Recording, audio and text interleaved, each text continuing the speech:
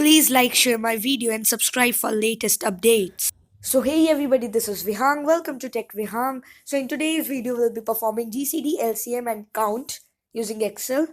So I have entered the digits.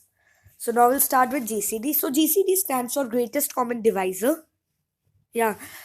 In mathematics, you can also use HCF, Highest Common Divisor, which means the same, but in Excel language, it's called GCD. So I'll type the formula GCD.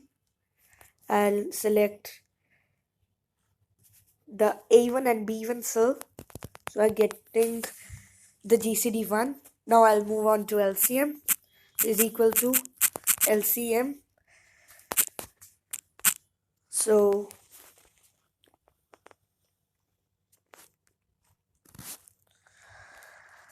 you are getting the LCM 1848 for A1, B1 and C1 cell.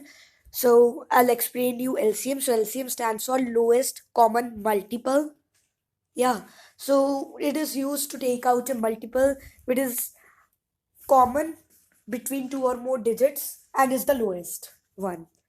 So we'll move on to count.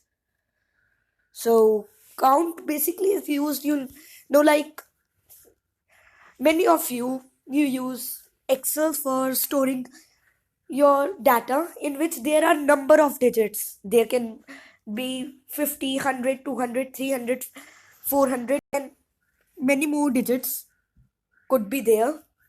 So for taking out that how much digits you have add to that sheet, yeah, so now you can't count it like I have added 1, 2, 3, 4, that much number. So for that thing you can use count in Excel. It's known as count.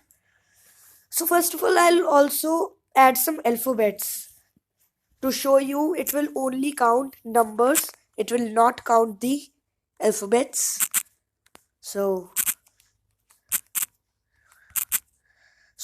please don't look on the alphabets because I am not writing any meaningful word also. So